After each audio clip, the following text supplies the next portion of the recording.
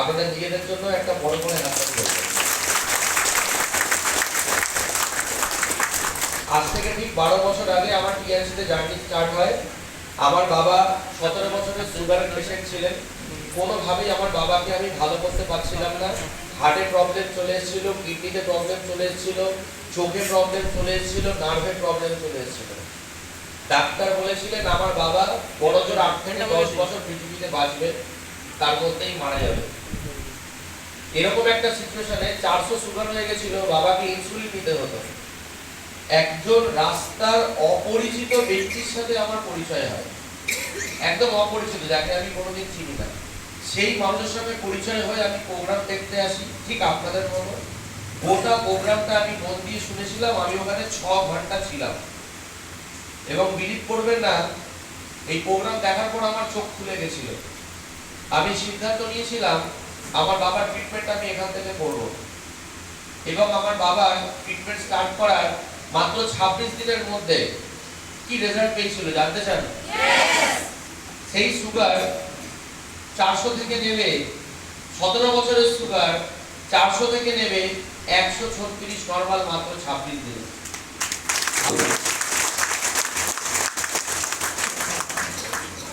আমার রাতের ঘুম উড়ে যায় এরকম রেজাল্ট দেখে এবং আমি ডিসিশন নিই আমি এই সাবজেক্টটাকে নিয়ে ফুল টাইম কাজ করব। 3 মাসের মাথায় চাকরিকে রেজিগনেশন দিয়ে আমি এই সাবজেক্টে ফুল টাইম হয়ে যাই। কেন কি একটা কথা আমি ভালো করে জানি, চাকরি করে বেঁচে থাকা যায় কিন্তু বিজনেস করে লাইফ চেঞ্জ করা যায়। Yes or no? আর আমার স্বপ্ন ছিল অনেক বড়। আমি আমার স্বপ্নকে পূরণ করার জন্য আমি কিন্তু চাকরিকে রেজিগনেশন দিয়ে বিজনেস স্টার্ট করি। যখন আমি চাকরি করছিলাম city bank park street branch, যে টাকা আমার স্যালারি ছিল, অনেক মানুষ সারা বছর সেই টাকা ব্যাংকে সেভিংস করতে পারে না, যেটা আমার 1 মান্থের স্যালারি ছিল। আমি কিন্তু কোনো ছোটখাটো 5-7 হাজার টাকার, 10 হাজার টাকার, 15 হাজার টাকার জব করতাম না, অনেক বড় টাকার জব করতাম। আজকে ডেটে আমি যদি চাকরিটা না ছাড়তাম আর মন দিয়ে চাকরি করতাম, অন্তত 1.5 লাখ টাকার উপরে আমার ফিক্সড স্যালারি থাকতো। ইনসেনটিভ দিয়ে মিনিমাম 2 লক্ষ টাকা আমি আর্ন করতাম। ছোটখাটো জবে ছিলাম, অনেক বড় জবে ছিলাম। সেই চাকরিকে রেজিগনেশন দিয়ে টিআরএসকে ফুল টাইমার হয়েছিলাম। কেন কি একটা কথাই, সাকসেসফুল হওয়ার জন্য। আমি গোলাম খাটার জন্য জন্ম হইনি। আর একজন বক্তা এই রবীন্দ্রনাথ ঠাকুর খুব সুন্দর কথা বলেছে, বিদ্যাকে বাহন করো, বিদ্যাকে বহন করো না। তো আমি পড়াশোনা এমবিএ করেছি, আমার মনে হয় আমি এত পড়াশোনা করে চাকরি করতে গিয়ে বিদ্যাকে বহন করছিলাম, রাইট? আর বিদ্যাকে বাহন তারাই করে যারা বিজনেস করে। ঠিক বলেছি না ভুল বলেছি? দিলাম রেজিগনেশন দিয়ে এবং রেজিগনেশন দিয়ে কাজ শুরু করলাম ফুল টাইম। প্রথম 3 মাস ইনকাম এসেছিল 254 টাকা। আমার বাবা মা সবাই আমাকে রীতিমতো বকাঝকা করছিল, কেন আমি ফ্যামিলির বিরুদ্ধে গিয়ে কাজ করেছি। বাবা মা কোনোদিন চাইনি যে আমি টিএনসি জয়েন করি। তারা বলেছিল চাকরি করছিস চাকরি কর, এইসব করে কি হবে। কিন্তু এইসব করে কি হবে, আমি 4 ঘন্টা প্রোগ্রাম দেখেছিলাম, আমার চোখ খুলে গেছিল।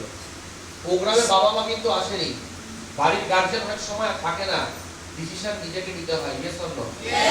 আর সেই জায়গায় দাঁড়িয়ে আমি চুপ বন্ধ করে নিজে সিদ্ধান্ত নিয়ে জয়েনিং কমপ্লিট করেছিলাম। 12 বছরে কোথায় পৌঁছেছি জানতে চান? প্রথম 3 মাসে ইনকাম 254 টাকা। আমি বিজনেসটাকে শিখছিলাম। কাজ করতে করতে ঠিক 1.5 বছরের মাথায় আমার লাইফের প্রথম একটা অ্যাচিভমেন্ট হয় ফ্রম টিএনস, যেটা আমি চাকরি করলে এই জন্মে কোনোদিন হতো না। Singapore with Star Cruise international foreign trip. 1.5 বছরের মাথায় ফার্স্ট ফরেন ট্রিপ, ছবি আছে। সেকেন্ড, আমার বাড়িতে একটা ভয়ঙ্কর ঘটনা ঘটে। আমাদের দোতলা বাড়ি, আমার দাদু ঘরটা বানিয়েছিল, তারপর ঘর কমপ্লিট করার আগেই মারা গেছিল, প্লাস্টার করতে পারেনি। আমার ঘরটা পুরো ভূত বাংলো হয়ে গেছিল। আমাদের বাড়ির স্টপেজ কেউ যদি নামতো, আমার বাড়ির স্টপেজের নাম মডার্ন সেলুন, কেউ মডার্ন সেলুন বলতো না, বলতো ওই ভুতুরে ঘরের সামনে নামিয়ে দেবে। কেউ বলতো ওই পুরো বাড়ির সামনে নামিয়ে দেবে। আমার মা বাবা সকালবেলা ঘর দিয়ে বেরোতো মাথা নিচু করে। এরকম অপমানজনক জীবনে আমি ছিলাম। আর ওই ঘরটাকে রিপেয়ার করার জন্য ইঞ্জিনিয়ারকে ডেকেছিলাম। ইঞ্জিনিয়ার বলছে 30 লক্ষ টাকা লাগবে। বলে ঘরে কিছু নেই, পুরো ভেঙে নতুন করে তুলতে হবে। ঝাঁঝরা হয়ে গেছে, ওপরের যে ঢালাই, সে ঢালাই নষ্ট হয়ে গেছে। বলে রড পচে গেছে, সিঁড়ি পচে গেছে, সমস্ত জানলা নষ্ট হয়ে গেছে, জানলার গ্রিল নষ্ট হয়ে গেছে, কিছুই তো নেই ঘরের মধ্যে। আপনি যদি আবার দুতলা করতে যান এখন 30 লাখ টাকা লাগবে। চাকরি করে আমার এই জন্মে হতো না। ঠিক না ভুল? একদিন খুব জোর ঝড় হয়, একটা কার্নিশ ভেঙে রাস্তায় পড়ে, আর আমাদের মেইন রোডের উপরে ঘর। একটা লোক মরতে মরতে বাঁচে। পুরো পাড়ার লোক জড়ো হয়ে আমার বাবা মাকে উত্তম বাজে বাজে কথা বলে, অপমানজনক কথা বলে। ক্ষমতা নেই যখন, তাহলে ঘরটাকে বেঁচে দিচ্ছ না কেন? নয় বেঁচে দাও, নয় আমরা কর্পোরেশনে রিপোর্ট করে দেবো, পরিত্যক্ত ঘর হিসেবে ঘোষণা হয়ে যাবে। বিপজ্জনক বাড়ি। অনেক সময় ভোট ঝোলায় তো সরকার। ঘরে যখন এসেছি আমি অফিস থেকে, দেখি মা কাঁদছে। কি হয়েছে? বলছে বাবু দেখ না, এরকম অসুবিধা হয়ে গেছে, 30 লাখ টাকা লাগবে, কি করবো? আমি বললাম চিন্তা করো না, আমি দেখছি কি করা যায়। তারপরেই আমার জীবনে টিএস আসলো। আর আমার বলতে অনেক প্রাউড ফিল হয়, মাত্র 3 বছরের মাথায়, কত বছর?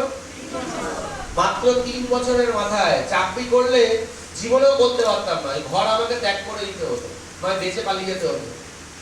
3 বছরের মাথায় আমি টিএনএস এর টাকা দিয়ে, ক্যাশ টাকায় আমার ঘর কমপ্লিট করি। ক্যাশ টাকায়। এবং শুধু কমপ্লিট করি না, তার উপরে আরো বড় বিল্ডিং তুলি এবং আমার উপরে টপ ফ্লোরকে পুরো 5 স্টারের মতো সাজিয়ে দিয়েছি। ভেতরে আমার পার্সোনাল থিয়েটার আছে। লোক সিনেমা হলে সিনেমা দেখতে যায়, আমার সিনেমা দেখতে ইচ্ছা করলে আমি 3 তলায় চলে যাই, ওখানে আমার পার্সোনাল থিয়েটার আছে। আর 7D ডিজিটাল মিউজিক সিস্টেম আছে, যার আজকে বাজার মূল্য 2 লক্ষ টাকা। আপনি ভাবুন, পুরো লাইভ করতে গেল।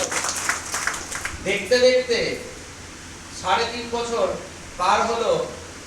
আমার জীবনে একটা দারুণ দিন আসলো, যখন টিআরসি থেকে রোজগার করে আমার পরিবারের জন্য একটা দারুণ গিফট আমি কিনলাম। জানতে চান সেটা কি? মারুতি সুজুকি সিএস 12 লক্ষ টাকার লাক্সারি কার। এত ছোট হাততালি, একটু বড় করে হবে। এই লাক্সারি কার আমি কিনলাম এবং আমার ফ্যামিলিকে গিফট করলাম। আপনি বিলিভ করবেন না, যখন আমি প্রথম চাকরি ছেড়ে টিএনসে ঢুকেছিলাম, আমার বাবা মা আমাকে খুব অপমান করতো। বলতো হ্যাঁ, পড়াশোনা করে ডাক্তার হয়েছে, সাইকেল নিয়ে লোকের রোগ সারাচ্ছে, একে ভর্তি বার করে দাও। মা অনেক অপমান করতো, খেতে দিত না ঠিক করে।